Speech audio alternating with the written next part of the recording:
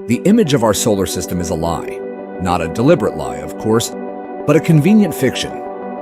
We're all taught to picture it as a neat, flat disk, a cosmic vinyl record with the sun at the center and the planets in their grooves. It's clean, it's simple, and it's deeply misleading. Because the moment you ask what happens when you travel off that record, when you venture up or down from the sun, you break the entire model. The truth is, our place in the universe is defined not by a flat plane, but by a series of nested, invisible structures so vast they defy imagination. What's hiding just above and below the familiar orbits of the planets is more bizarre and more important than anything you were ever shown in a textbook. So why do we even think of the solar system as flat? It all goes back about 4.6 billion years to a giant spinning cloud of gas and dust. As gravity pulled this cloud together, it spun faster and faster, flattening into a disk, much like a pizza chef spinning dough. The planets and most other small bodies formed within this spinning disk, which is why their orbits all lie on roughly the same level. Astronomers call this the ecliptic plane. It's the superhighway of the solar system, where all the major planets cruise in their lanes. But what happens if you take an exit? What if you travel perpendicular to that highway, straight up or down? In the inner solar system, the answer is not much. It's mostly empty space.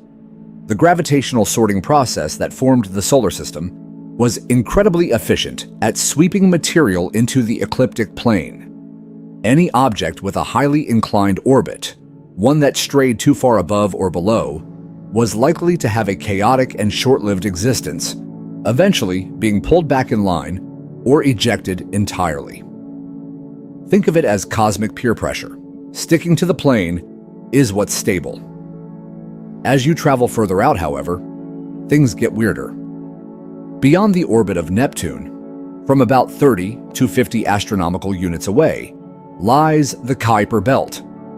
An astronomical unit, or AU, is just the distance from the Earth to the Sun. The Kuiper Belt is a donut-shaped ring of icy bodies, a cosmic junkyard of leftover material from the solar system's formation. And while it's often depicted as another flat ring, it's actually much puffier than the planetary disk.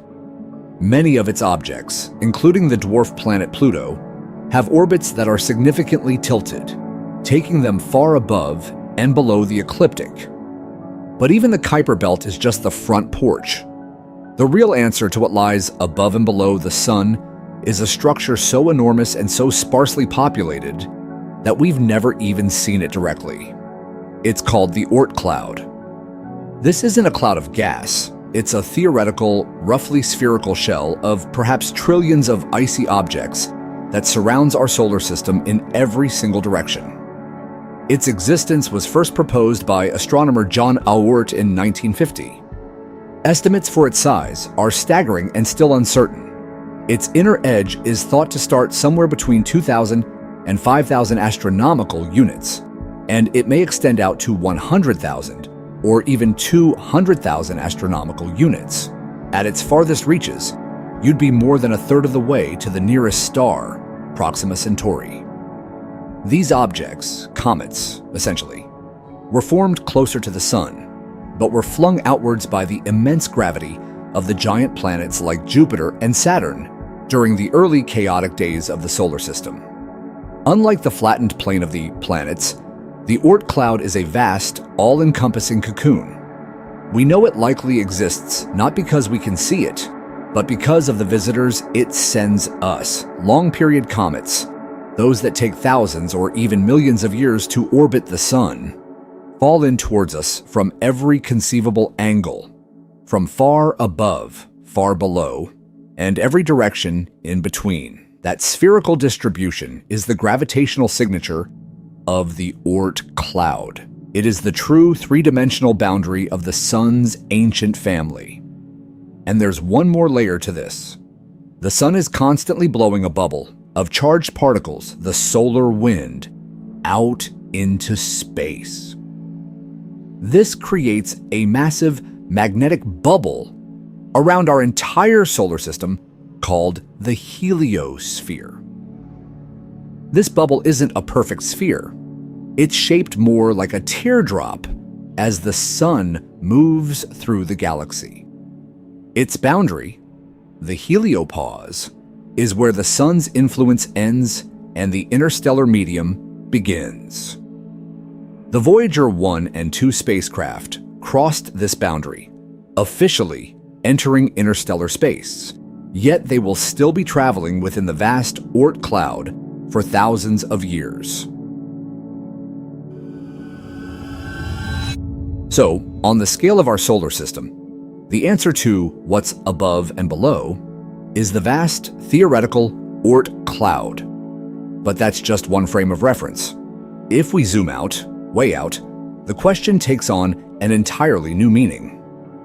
Our sun is just one of hundreds of billions of stars in the Milky Way galaxy. And our galaxy, like our solar system, is also shaped like a flattened disk. The sun doesn't sit at the center. It's located in a minor spiral arm called the Orion Spur, about 27,000 light-years from the galactic core. Here's the wild part. Our entire solar system is tilted at a steep angle of about 60 to 65 degrees relative to the plane of the galaxy. So, as we orbit the galactic center at over 500,000 miles per hour, we're not moving flatly at all. We're cutting through the galaxy at a sharp angle. On top of that, the sun is also bobbing up and down, oscillating through the galactic plane. It crosses the plane roughly every 30 to 35 million years, and current estimates place us about 65 to 80 light-years above it and moving farther away. So, in this context, what is above and below the sun? First, there's our immediate environment.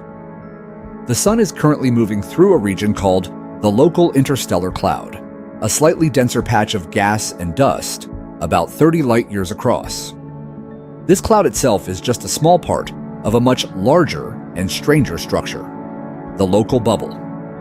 This is a colossal cavity in space, about 1,000 light-years wide, where the density of gas is extremely low. This bubble wasn't born empty.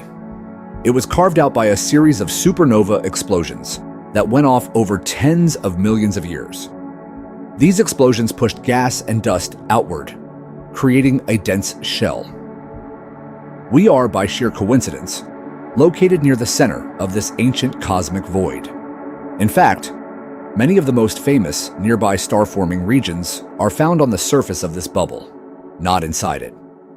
As we look further above and below the thin disk of the Milky Way, where most young, bright stars reside, we enter the thick disk.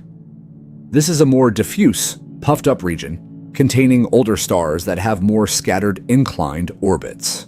These are stars that were likely perturbed by galactic mergers or formed in an earlier, more chaotic phase of the Milky Way's life.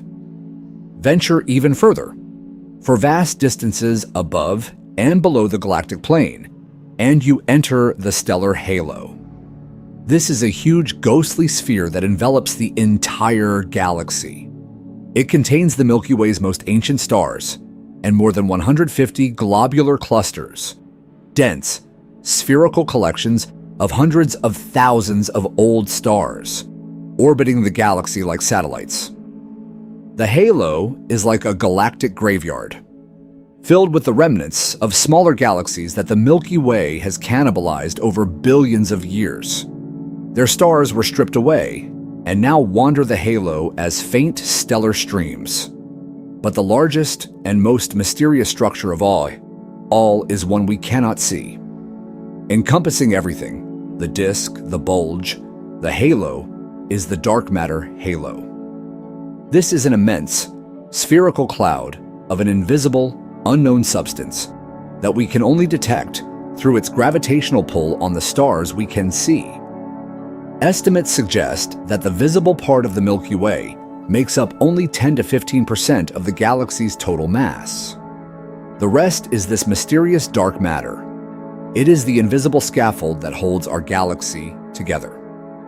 Without the immense gravity of the dark matter halo, the outer stars of the Milky Way would be spinning so fast that their observed orbits couldn't be explained by the visible matter alone. It is the ultimate above and below, an invisible, all-encompassing presence that governs our cosmic destiny.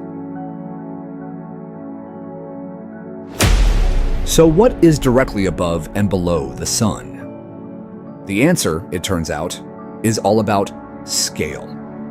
If you mean within our solar system, the answer lies beyond the neat orbits of the planets. It's the vast theoretical Oort cloud, a shell of countless frozen comets surrounding us in every direction, a ghost of our solar system's chaotic birth. But if you zoom out and ask what's above and below the Sun's position in the Milky Way, you find a spectacular cosmic architecture. You find yourself inside the local bubble, a void carved by ancient supernovae.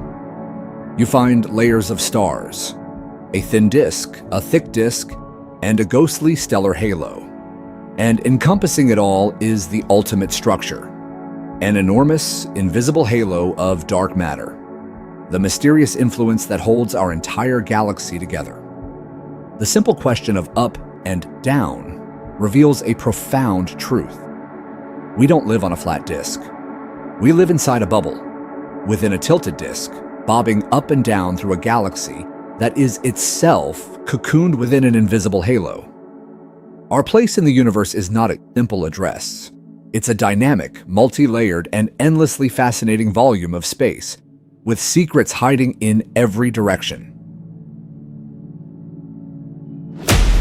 From the icy remnants of our own solar system's birth to the ghostly halo of cannibalized galaxies, the universe is layered with structures that challenge our simple, flat plane perspective. Exploring these regions pushes the boundaries of our knowledge and technology. What other cosmic mysteries do you think are hiding in plain sight? Let us know in the comments below, and if you enjoy journeying to the edges of what we know, make sure to subscribe and hit the notification bell so you don't miss what we uncover next.